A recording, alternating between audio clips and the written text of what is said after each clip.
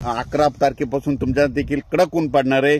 10 दिवस चांगलं सूर्यदर्शन करणार आहे। तुम्ही शेतीचे कामे करून घ्या, फवारण्या करून घ्या। आणि परत सांगतो की तुम्ही काय करा, 20 ऑगस्टच्या आत तुम्ही तुमची सर्व शेतीची कामे करून घ्या, कारण की 20 ऑगस्ट पासून ते 2 सप्टेंबर दरम्यान बंगालच्या खाडीमध्ये 2 लो प्रेशर होणार आहे आणि त्याचा पाऊस मात्र कर्नाटक आणि महाराष्ट्रामध्ये चांगल्या स्वरूपाचा पडणार आहे। म्हणून हे सर्व शेतकऱ्यांनी हा आत्ताच अंदाज लक्षात घ्या।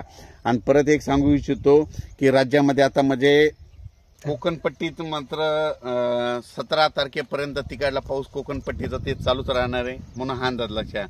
आणि त्याच्यानंतर राज्यामध्ये 16-17 तारखेपर्यंत धुळे जिल्हा, जळगाव जिल्हा, नंदुरबार, त्याच्यानंतर जळगाव जामोद, त्याच्यानंतर बुलढाणा, त्याच्यानंतर परतवाडा, त्याच्यानंतर अमरावती, अकोला, अकोट, अचलपूर, वर्धा, नागपूर हे पट्ट्या मात्र 17 तारखेपर्यंत पावसाच्या सरी चालू राहणार आहे। म्हणजे त्या जिल्ह्यामध्ये ह्या पट्ट्यामध्ये असा पाऊस राहणार आहे। पण उर्वरित राज्यात मात्र उद्यापासून मध्ये कडक सूर्यदर्शन होणार आहे। आज जसं सूर्यदर्शन घडलं तसं एकदम कडक दिसणार आहे, म्हणून हा अंदाज लक्षात घ्यायचा।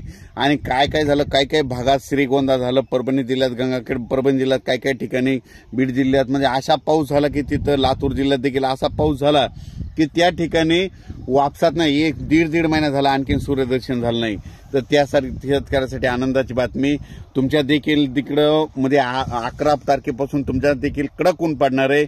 10 दिवस चांगलं सूर्यदर्शन करणार आहे। तुम्ही शेतीचे कामे करून घ्या, फवारण्या करून घ्या। आणि त्याच्यातील परत एक सांगतो की सातारा, सांगली, सोलापूर त्या भागामध्ये पूरस्थिती निर्माण झाली होती।